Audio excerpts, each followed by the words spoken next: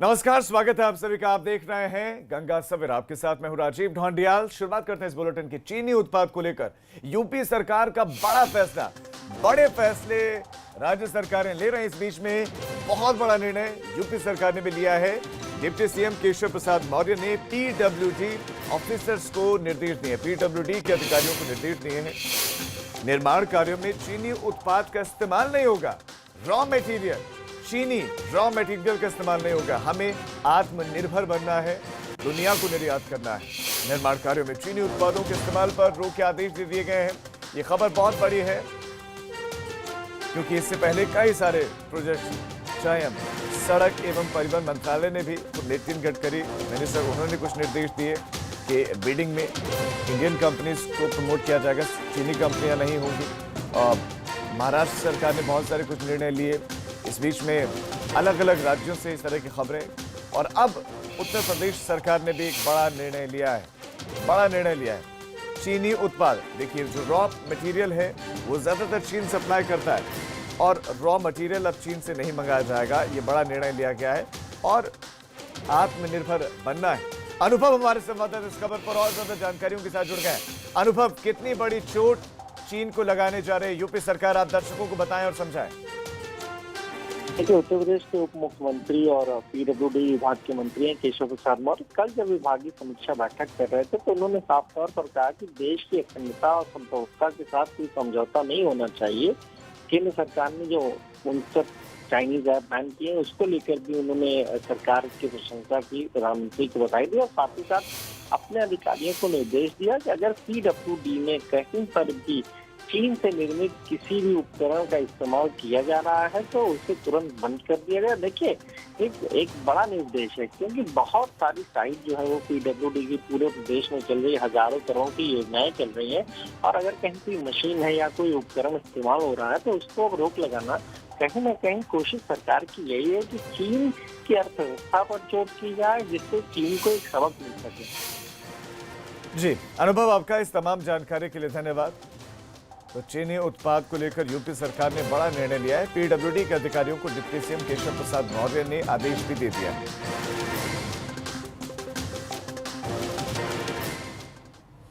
एक और बहुत बड़ी खबर, यूपी में शिफ्ट होंगी प्रियंका गांधी वाड्रा। इस सूत्र जानकारी दे रहे हैं कि शिफ्ट होंगी यूपी में और यूपी में पार्टी को मजबूत करने की तैयारियां हैं। दिल्ली में आवास है प्रियंका गांधी वाड्रा का, लेकिन अब उनको चूंकि वो खाली करना होगा 1 तारीख तक, तो ऐसे में अब सूत्र ये जानकारी दे रहे हैं कि प्रियंका गांधी वाड्रा अब उत्तर प्रदेश में रहेंगी, यानी कि लखनऊ में रहेंगी और यहां पर रहते हुए पार्टी को मजबूत करेंगी और कॉल हाउस को ठिकाना बना सकती है। लखनऊ में कॉल हाउस है, उसे ठिकाना बना सकती है प्रियंका गांधी वाड्रा। लॉकडाउन से पहले कॉल हाउस की मरम्मत की गई है, ये भी सूत्र जानकारी दे रहे हैं कि कॉल हाउस की मरम्मत की जा रही है। दिल्ली में बंगला खाली करने के नोटिस के बाद अटकलें तेज हो गए हैं। तो कांग्रेस महासचिव प्रियंका गांधी वाड्रा को मिले सरकारी बंगले का आवंटन रद्द कर दिया गया है। अब उन्हें 1 अगस्त तक बंगला खाली करना होगा। दरअसल प्रियंका गांधी वाड्रा को एसपीजी सुरक्षा मिली हुई थी, जिसे हटा दिया गया है। अब इसी वजह से प्रियंका गांधी वाड्रा को अब दिल्ली का लोधी एस्टेट बंगला खाली करना होगा, क्योंकि ये नियम है कि अगर आपके पास एसपीजी सुरक्षा नहीं है तो फिर आप बंगले के हकदार नहीं हैं। और उसके बाद ये नोटिस जारी किया गया कि आपको बंगला खाली करना होगा। और आपको बता दें कि 21 फरवरी 1997 को प्रियंका गांधी वाड्रा को ये बंगला आवंटित हुआ था। तब से लेकर अभी तक वो और उनका परिवार वहां पर रहता आ रहा है। अब बंगला खाली करने के लिए 1 महीने का समय दिया गया है। केंद्र सरकार के हाउसिंग डिपार्टमेंट ने यह आदेश दिया है। 10 सूत्रों के हवाले से यह खबर मिल रही है कि प्रियंका का नया ठिकाना अब लखनऊ का कॉल हाउस होगा। पिछले कुछ समय से जब भी प्रियंका गांधी वाड्रा लखनऊ आई तो शीला कौल के घर में वो रुकी और लॉकडाउन से पहले ही कॉल हाउस की मरम्मत भी शुरू कर दी गई है। और ऐसे में अब अटकलें और तेज हो गई हैं कि प्रियंका गांधी वाड्रा लखनऊ में जो है शिफ्ट होंगी। ये सूत्र जानकारी दे रहे हैं।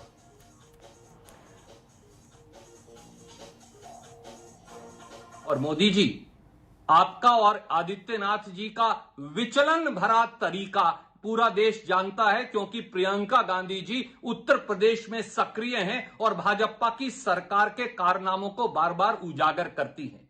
अब तो सरकार इतनी गिर गई कि प्रियंका गांधी जी के मकान को खाली करवाने का नोटिस दे दिया। प्रियंका गांधी इंदिरा गांधी की पोती हैं, राजीव गांधी की बेटी हैं। न प्रियंका गांधी और न कांग्रेस नेतृत्व इस प्रकार के फर्जी नोटिसों से डरने वाला। एक नहीं 100 मकान खाली करवाइए, परंतु इस देश की आवाज बनने से आप हमें रोक नहीं सकते। जनता की पीड़ा को उजागर करने से, एक फेल सरकार को आगाह करने से आप हमें रोक नहीं पाएंगे। जो सवाल पूछ रही है उससे भारत सरकार और उत्तर प्रदेश सरकार अपने आप को जनता के सामने जवाब देने में असमर्थ पा रहे हैं। सोचते हैं अगर मकान की ये नोटिस दे दी जाएगी तो उनकी आवाज़ कमज़ोर पड़ जाएगी, वो पूछना बंद कर देंगी। पर भाजपा को मैं ये बताना चाहता हूँ, ये प्रियंका गांधी इंदिरा गांधी की पोती है। इसकी आवाज़ को न दबाया जा सकता है, न इसको धमकी देकर उसे कमज़ोर किया जा सकता है। ये लड़ने निकली है जुल्म और अन्याय के खिलाफ। इसकी लड़ाई को आप धमकियों से, ऐसी नोटिसों से रोक नहीं पाओगे। देश प्रियंका गांधी के साथ है, देश प्रियंका गांधी के साथ रहेगा। एक सवाल यह भी बनता है कि फिर प्रियंका गांधी वाड्रा की नैतिक जिम्मेदारी क्या थी, जब उनको मालूम है कि एसपीजी की सुरक्षा अब उनको नहीं है। उनको खुद भी बंगला छोड़ देना चाहता, लेकिन इस मुद्दे पर खूब सियासत हो रही है। बीजेपी भी खूब पलटवार कर रही है, खूब निशाना साध रही है। इधर यूपी में शिफ्ट होने को लेकर पार्टी को मजबूत करने की भी अटकलें तेज हैं। दिल्ली और लखनऊ से हमारे संवाददाता हमारे साथ जुड़ चुके हैं, उनसे जानते हैं कि ग्राउंड जीरो पर हलचल क्या कुछ है। हमारे साथ अविनाश तिवारी दिल्ली से हमारे संवाददाता जुड़े हैं, तो शैलेश अरोड़ा हमारे साथ जुड़े हैं लखनऊ से। हम शैलेश से ये जानेंगे कि लखनऊ में प्रियंका के शिफ्ट होने को लेकर क्या तैयारियां चल रही हैं, वहां पर किस तरह की कोशिशें हैं। लेकिन सबसे पहले हम अविनाश का रुख करेंगे। अविनाश, दिल्ली में बंगला खाली करने का नोटिस, 1 तारीख तक बंगला खाली करना है। अब क्या जानकारियां मिल रही, कब तक खाली कर सकती हैं प्रियंका गांधी वाड्रा बंगला, और खाली करने वहां पर किस तरह की एक्चुअली हलचलें अब चल रही हैं? देखिए राजू, हलचले तो कुछ भी नहीं। यहाँ पे देखिए, मैं बंगले के बाहर ही खड़ा हूँ। ये 35 नंबर का बंगला है। प्रियंका वाड्रा को ये बंगला तब मिला था जब उनकी शादी हुई थी। शादी के बाद जब वो दूसरे घर पे शिफ्ट कर रही थी, तभी उनको बंगला अलॉट कर दिया गया था। 18 फरवरी 1997 को प्रियंका वाड्रा की शादी हुई थी रॉबर्ट वाड्रा के साथ। उसके बाद 21 फरवरी 1997 को उनको ये बंगला मिला था।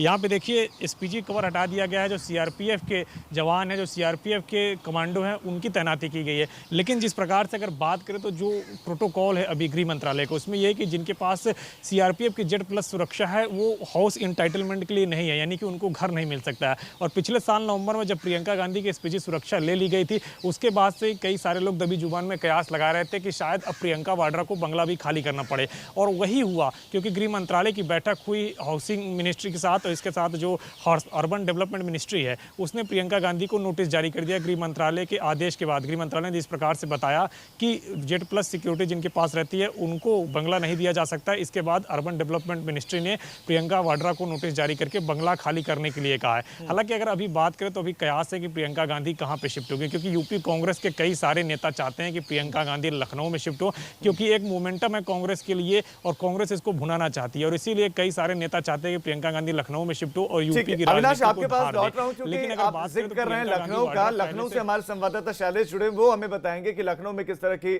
जो है कवायद है, क्योंकि अब लोग ये भी सवाल उठ रहे हैं कि न विधायक है, न सांसद है, एमएलसी भी नहीं है, कुछ भी नहीं है, न राज्यसभा सदस्य, तो ऐसे में बंगला क्यों? बहरहाल अब सीधा रुक करते हैं शैलेश आपका। आप बताइए, कॉल हाउस में ठहरने की चर्चाएं, अटकलें हैं, क्या वहां पर किसी तरह की तैयारियां देखने को मिल रही हैं? क्या अटकलें हैं वहां? राजीव, देखिए इस समय हम गोखले मार्ग पर मौजूद हैं और उसी बंगले के बाहर मौजूद हैं, वही कॉल हाउस जहां पर प्रियंका के आने और रुकने की यहां पर चर्चाएं काफ़ी तेज़ हो चुकी हैं। और आप देख सकते हैं ये शीला कौल जो पूर्व राज्यपाल भी हैं रहीं, और इनके अलावा ये इंदिरा गांधी की मामी, इनका ये बंगला है। और अगर बात करें इस बंगले को लेकर तो शायद 35 लोधी मार्ग पर जो बंगला है उससे कहीं बड़ा यहाँ पर ये प्रॉपर्टी है और काफ़ी अंदर है। फिलहाल गेट बंद है यहाँ पर। और अगर बात करें तैयारियों को लेकर तो कोरोना का जो संकट काल आया, जब लॉकडाउन आया, उसके पहले ही यहाँ पर मरम्मत का काम शुरू हो गया था और उससे पहले ये चर्चा थी कि प्रियंका गांधी जल्द ही यहाँ पर अपना अगला नया ठिकाना बना सकती हैं, मूवमेंट यहाँ पर उनका तेज हो सकता है। लेकिन इसी बीच में कोरोना का संकट काल आया और वो चीज़ें वहीं पर रुक गई थी। हालांकि अंदर अगर बात करें बंगले के मेंटेनेंस की तो वो ज़रूर करा लिया गया है, क्योंकि गेट के अंदर जाने के बाद भी काफ़ी दूर तक एक पैसेज है और उसके बाद वो बंगला है अंदर। तो इस वजह से हम यहाँ से सीधी तस्वीरें वहाँ की नहीं दिखा सकते, लेकिन यहाँ पर वो बंगला जो है वो पूरी तरह से मेंटेन करा लिया गया है, जिससे कि अगर प्रियंका आती हैं तो यहाँ पर उन्हें किसी तरह की समस्या नहीं होगी। और ये शैलेश, साथ साथ आप जो शीला कौल है उनका कनेक्शन और उनके साथ कनेक्शन और इसी बंगले को प्रियंका गांधी वाड्रा क्यों चुन सकते हैं, ये भी दर्शकों को बताएं। क्या खास कनेक्शन है इस बंगले से? राजीव माफ कीजिएगा, एक बार फिर से अपना सवाल दोहराएं। शैलेश, मैं चाहता हूं दर्शकों को आप ये बताएं कि शीला कौल इस कॉल हाउस से क्या कनेक्शन है प्रियंका गांधी वाड्रा का, इसी बंगले को क्यों चुना गया? क्योंकि प्रियंका गांधी वाड्रा, रॉबर्ट वाड्रा, पैसे की तो उनके पास कोई कमी नहीं, लेकिन इसी हाउस को क्यों चुना जा रहा है? करिए, अपना सवाल दोहराएं कृपया। लगता है मेरी आवाज पहुंच रही है शैलेश तक। मैं एक बार फिर से अविनाश का रुख कर लेता हूं, उसके बाद में फिर शैलेश के पास जाऊंगा। ठीक है, मेरी आवाज मिल गई। जी शैलेश। प्रियंका गांधी का उत्तर प्रदेश में, जी शैलेश अपनी बात को रखिए। जी राजीव, देखिए जब से प्रियंका गांधी का उत्तर प्रदेश में मूवमेंट तेज हुआ है, जब से प्रियंका गांधी को उत्तर प्रदेश की जिम्मेदारी है, वो जब भी यहाँ पर आई हैं तो इसी कॉल हाउस में रुकी हैं। चाहे वो बात हो गांधी जयंती के मौके पर आने की, उससे पहले भी जब उनका मूवमेंट यहाँ पर रहा है, या फिर बात करें दिसंबर के महीने की। दिसंबर के महीने में 2019 में 2 बार प्रियंका गांधी का लखनऊ में दौरा हुआ था। एक बार 6 और 7 दिसंबर को प्रियंका गांधी यहाँ आई थी, तब भी इसी बंगले में रुकी थी। इसके बाद दिसंबर के आखिरी हफ्ते में जब प्रियंका गांधी का लखनऊ आना हुआ, जब पार्टी के स्थापना दिवस में भी वो शामिल हुई थी, यहाँ पर मीडिया से भी मुखातिब हुई थी, तब भी वो इसी बंगले में आकर रुकी थी। और यही वो ठिकाना है उनका उत्तर प्रदेश में। जब वो लखनऊ आती हैं तो इसी बंगले में प्रियंका गांधी हमेशा रुकती है, यहीं पर पार्टी कार्यकर्ताओं के साथ। जो वैसे तो देखिए पार्टी की जितनी बैठक होती है वो पार्टी कार्यालय में लेती है, लेकिन उसके बाद जब स्ट्रैटेजी को लेकर कोई बड़ी बैठक होती है जिसमें चुनिंदा लोग शामिल होते हैं, तो वो बैठक इसी बंगले में की जाती है। और यहीं पर स्ट्रैटेजी जो है, जो मुख्य पदाधिकारी है उनके साथ बनाई जाती है, यहीं पर वो रुकती हैं लगातार। और इसी वजह से, क्योंकि इधर अगर हम कोरोना की वजह से जो माहौल बना उसके पहले जाए तो देखें मूवमेंट काफ़ी तेज हो गया था प्रियंका गांधी का। कई बार ऐसा भी हुआ कि उनका दौरा रायबरेली का होता था, लेकिन रायबरेली से लौटते समय वो लखनऊ उनका आना होता था, या जाते समय तब भी वो यहीं पर आकर रुकती थी। यही वजह है कि इस बंगले की मरम्मत कराई जा रही थी। और लगातार पार्टी के जो लोग हैं वो भी चाहते थे कि प्रियंका गांधी आएँ और इसी लखनऊ में अपना ठिकाना बनाएं और जो आगे चुनाव है, जो राजनीति उत्तर प्रदेश की, उसमें पार्टी को और मजबूत करें। और यही वजह है कि अब जबकि 35 लोधी मार्ग का जो बंगला है वो खाली करने का उनको नोटिस दे दिया गया है, तो उसके बाद प्रियंका गांधी जो है वो अपना यहाँ पर अस्थायी ठिकाना बनाएंगी, बताया जा रहा है। चर्चा काफ़ी तेज़ है। और इसके बाद पार्टी कार्यकर्ताओं की अगर बात करें, उनमें भी काफ़ी उत्साह है, क्योंकि वो यही चाह रहे थे कि प्रियंका गांधी यहाँ पर आएँ। और पिछले कुछ समय से हमने देखा जिस तरह से प्रियंका गांधी लगातार एक्टिव रही हैं, खाली फिजिकली नहीं बल्कि सोशल मीडिया के माध्यम से भी सरकार पर निशाना साधती रही हैं लगातार। तो अब यहाँ पर प्रियंका का आना जो है वो पार्टी कार्यकर्ताओं के बनाए जाने के बाद से बहुत ज्यादा एक्टिव वो दिख रही थी। इस पर राजनीति भी अब शुरू हो गई है। मैं अविनाश आपका रुख करना चाहता हूँ। अविनाश, एक अलग तरह की राजनीति शुरू हो गई है। कांग्रेस वाले विरोध की राजनीति के तौर पर इसको प्रस्तुत कर रहे हैं कि विरोध की राजनीति और गलत राजनीति बीजेपी कर रही है। तो क्या नियमों की अवहेलना हुई है क्या यहाँ कहीं पर भी? देखिए राजू, अगर बात करें तो बीजेपी नियमों के अनुसार प्रियंका गांधी वाड्रा का बंगला खाली करवा रही है, क्योंकि अगर बात करें तो नवंबर तक वो एसपीजी प्रोटेक्टिव थी, यानी कि 1997 से जब से उनको ये बंगला अलॉट हुआ था तब से वो एसपीजी प्रोटेक्टिव थी। और एसपीजी प्रोटेक्टिव में बंगला अलॉटमेंट के लिए इंटाइटलमेंट होता है पर्सन। अगर प्रियंका गांधी की भी बात करें तो एक साधारण इंसान के तौर पर उनकी गिनती होती है, क्योंकि उन्होंने अब तक कोई राजनीतिक चुनाव नहीं लड़ा और ना ही किसी संवैधानिक पद पर या राजनीतिक पद पर रही हैं। लिहाजा उनकी गिनती सामान्य श्रेणियों में होती है। सामान्य श्रेणियों में उनको एसपीजी सुरक्षा प्राप्त थी। इस वजह से उनको ये बंगला अब तक मिला हुआ था। लेकिन जैसे एसपीजी सुरक्षा हटी, वो इस बंगले के काबिल नहीं रही, यानी कि ये बंगला अब उनको नहीं मिल सकता है और इसीलिए अब ये बंगला खाली कराया जा रहा है। अगर हम पूर्व में देखें तो इस तरीके की कवायद पूर्व, अगर हम बात करें तो पूर्व उप प्रधानमंत्री चौधरी चरण सिंह के पुत्र चौधरी अजीत सिंह के साथ भी इस तरीके से हो चुका है, क्योंकि उनको जब वो सांसदी हारे तो उनके पास कोई इंटाइटलमेंट नहीं था, तो उनको भी बंगला खाली करना पड़ा। इसके साथ साथ पूर्व लोकसभा स्पीकर मीरा कुमार के साथ भी इसी तरीके का हुआ कि उनको बंगला खाली करना पड़ा। तो लिहाजा प्रियंका गांधी अब इंटाइटलमेंट नहीं है बंगले के लिए, इसलिए अब उनको अर्बन मिनिस्ट्री ने नोटिस जारी किया है, अब उनको ये बंगला खाली करना पड़ेगा। लेकिन अब कवायद चल रही है कि प्रियंका गांधी यहाँ से कहाँ शिफ्ट होंगी। लेकिन अगर जो बात सूत्रों की माने तो ये कि स्थायी तौर पर प्रियंका दिल्ली पे शिफ्ट होंगे, लेकिन अस्थायी तौर पर लखनऊ में भी रहेंगे, क्योंकि अगर बात करें तो कोरोना काल से पहले प्रियंका ने शीला कौल का घर जो है लखनऊ में उसको चुन लिया था और ये तय कर लिया था कि अब वो लखनऊ में ज़्यादा वक्त बिताएंगे उत्तर प्रदेश की राजनीति को धार देने के लिए। लेकिन कोरोना की वजह से वो वहाँ पे नहीं जा सकी और कोरोना की वजह से जो कार्य है शीला कौल के घर का वो भी थोड़ा धीरे हो गया। लेकिन अब लिहाजा जिस प्रकार से प्रियंका गांधी वाड्रा को ये बंगला खाली करना है तो वो दिल्ली में ही अलग ठिकाने पर शिफ्ट होंगी, लेकिन उनका स्थायी ठिकाना लखनऊ भी रहेगा, जहाँ पे वो हफ्ते में कई दिन रह के उत्तर प्रदेश की राजनीति को धार देंगे। लेकिन उत्तर प्रदेश के कई सारे राजनेता ये चाहते हैं कि प्रियंका गांधी स्थायी तौर पर लखनऊ में शिफ्ट हो, क्योंकि अब चुनावी बिगुल लगभग एक तरीके से फूंक चुका है और जिस प्रकार से कांग्रेस की स्थिति है उसमें जान फूंकने के लिए कार्यकर्ता चाहते हैं कि प्रियंका गांधी पूरी तरीके से अब लखनऊ में रहकर उत्तर प्रदेश की राजनीति में शामिल हो और उत्तर प्रदेश के लोगों से लगातार संवाद करें, जिससे कि कांग्रेस पार्टी मजबूत हो सके। हालांकि निर्णय प्रियंका गांधी को लेना है कि वो कहाँ पे किस तरीके से शिफ्ट होती हैं, लेकिन चूंकि उनके दोनों बेटे दिल्ली में पढ़ते हैं, उनके पति का कारोबार भी दिल्ली से चलता है, तो लिहाजा ऐसे में पूरी संभावना है कि वो दिल्ली में शिफ्ट होंगे। लेकिन अस्थायी तौर पर जैसे कि वो पहले शीला कौल के घर पर शिफ्ट हो रही थी, उसी तरीके से अस्थायी तौर पर आगे शीला कौल के घर में लखनऊ में शिफ्ट हो सकती हैं। ठीक है, अविनाश आपका और शैलेश आपका इस तमाम जानकारी के लिए धन्यवाद। तो ये अटकलें और कयास हैं और सूत्र ये जानकारी भी दे रहे हैं क्या स्थायी तौर पर वो लखनऊ शिफ्ट हो सकती हैं। हालांकि ऑफिशियल अनाउंसमेंट, आधिकारिक बयान प्रियंका गांधी वाड्रा या कांग्रेस की तरफ से अभी नहीं जारी किया गया है, लेकिन खुद कांग्रेस के कार्यकर्ता ये चाहते हैं, चूंकि वो यूपी में बहुत ज्यादा एक्टिव है, तो वो एक अस्थायी तौर पर वहां पर रुकें और कार्यकर्ताओं के बीच में रहें। बेसिक शिक्षा मंत्री ने विभागीय समीक्षा बैठक की, एक बड़ी खबर आपको अब दे देते हैं। बेसिक शिक्षा मंत्री ने विभागीय समीक्षा बैठक की है। कोर्ट में चल रहे मामलों को लेकर अहम बैठक की गई है। बेसिक शिक्षा विभाग के खिलाफ 16,000 मुकदमे हाईकोर्ट में चल रहे हैं और करीब 12,000 केस को लेकर निर्देश जारी किए गए। बेसिक शिक्षा विभाग तो सवालों में पूर्व की सरकारों में था और अब भी सवालों में, लेकिन इस बीच में समीक्षा बैठक की गई है और इस बार की समीक्षा बैठक का जो केंद्र बिंदु था वो कोर्ट में चल रहे मामलों को लेकर था कि अलग अलग केसेस चल रहे हैं।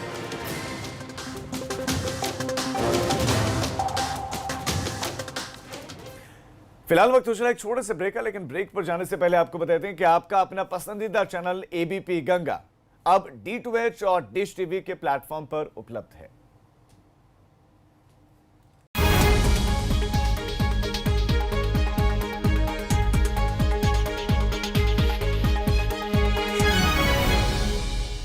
डाबर हनी की बात है ऑसम। इसमें है फायदे बेशुमार, आपकी इम्यूनिटी ये बूस्ट करने में मदद करे ताकि आप रहे हमेशा तैयार। चाहे सुबह गुनगुने पानी में मिलाओ या फिर डालो अपने खाने में, इसके एंटीऑक्सीडेंट्स एंड मिनरल्स हेल्प करेंगे इम्यूनिटी बढ़ाने में। लीजिए डाबर हनी हर रोज, आपका नेचुरल इम्यूनिटी बूस्टर। मेरा ब्यूटी फिल्टर है वीको टर्मरिक क्रीम। इसमें है हल्दी और चंदन के गुण जो कील मुहासे दूर करे और दे नेचुरल सुंदरता। अब से ये मेरा भी ब्यूटी फिल्टर वीको टर्मरिक क्रीम 24 कैरेट सौंदर्य दे सोने जैसा निखार। हम सब चाहते हैं कि अगर कोई बीमारी हो तो खर्चे की चिंता किए बिना अपनी फैमिली का इलाज अच्छे से अच्छे हॉस्पिटल में करवाएं। इसीलिए आज ही policybazaar.com से हेल्थ इंश्योरेंस करवाइए। अब छोटी छोटी मंथली पेमेंट्स में महंगा नहीं है। policybazaar.com standard terms and conditions apply. पहली मीटिंग में डर निकाल दिया और बेचैनी से भी। हाथ थामा, दिल जीत लिया। मेरा बर्थडे सेलिब्रेट किया, मेरे लिए बर्थडे केक लेकर के आए। हर दिन जोक सुनाया। उम्मीद दी, हौसला दिया, आंखानी रोशनी की, मौत के मुंह से खींच लाए, खुले आसमान से मिलवाया, दोबारा घर से मिलवाया, माँ से, माँ जैसा ख्याल रखा। Thank you doctor. Thank you. Thank you doctor. Thank you. Thank you for saving my life. Thank you. You're my hero.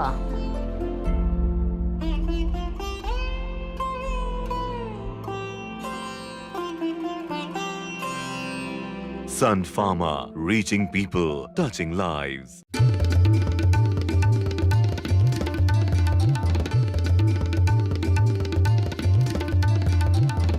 आप देख रहे हैं एबीपी गंगा, खबर आपकी, जुबां आपकी।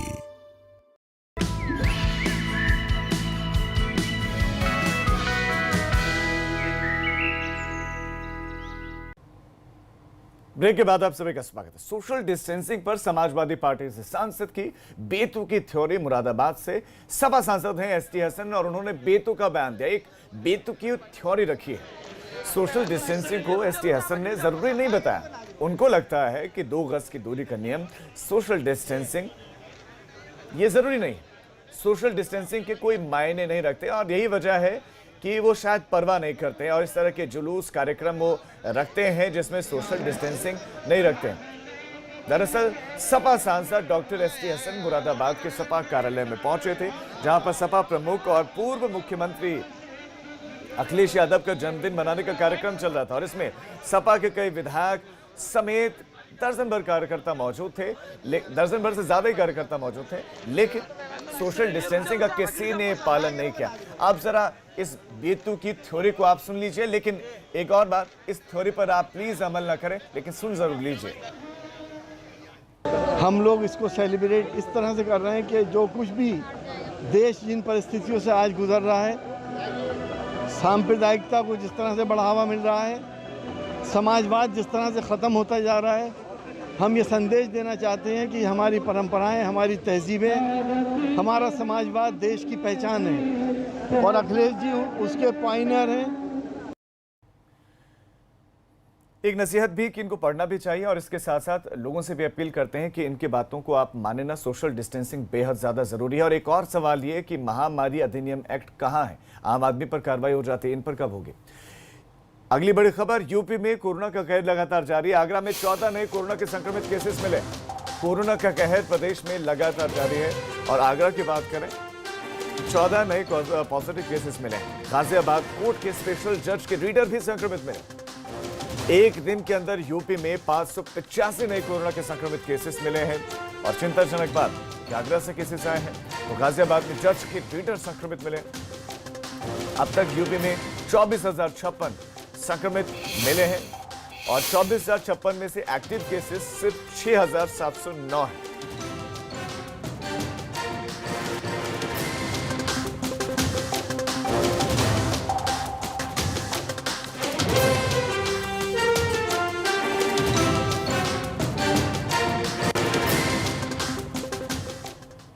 मुजफ्फरनगर में एसएसपी दफ्तर के सामने एक परिवार ने महिला का शव रखकर हंगामा किया। महिला के परिजनों के मुताबिक उसके पति ने दहेज के कारण उसकी पीट कर हत्या कर दी। मृतका के साथ साथ परिवार वाले उसके पति को भी एसएसपी दफ्तर ले आए और उस पर आरोप लगाते हुए उसकी जमकर पिटाई की, जिसके बाद आरोपी को पुलिस को सौंप दिया गया। दरअसल पूरा मामला थाना सिविल लाइन इलाके के मोहल्ला महमूद का है, जहां पर शाजिया नाम की महिला की शादी 7 साल पहले थाना बुढ़ाना कोतवाली इलाके के मोहल्ला काजीवाड़ा निवासी समीर के साथ हुई थी। लेकिन शादी के कुछ महीने के बाद आए दिन दहेज को लेकर प्रताड़ित करता था। हालांकि अब पुलिस उसके पति को हिरासत में लेकर पूछताछ में जुट गई है। परिवार जिसकी लड़की बल्लभगढ़ में रह रही थी अपने पति के साथ, रहने वाली महमूद नगर थाना सिविल लाइन क्षेत्र की थी, जिसकी शादी बुढ़ाना कस्बे में हुई थी।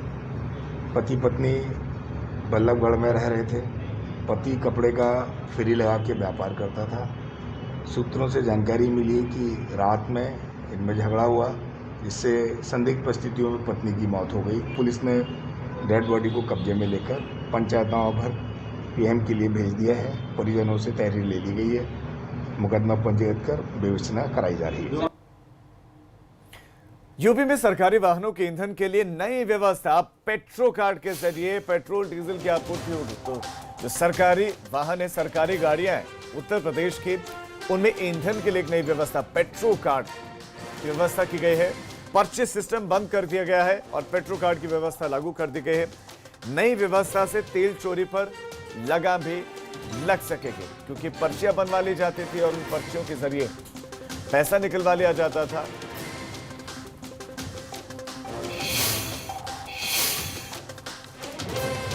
पेट्रो कार्ड, और पेट्रो कार्ड से पेट्रोल भरा जा सकेगा और ये सिस्टम पर्ची सिस्टम से ज्यादा बेहतर और पारदर्शी बताया जा रहा है।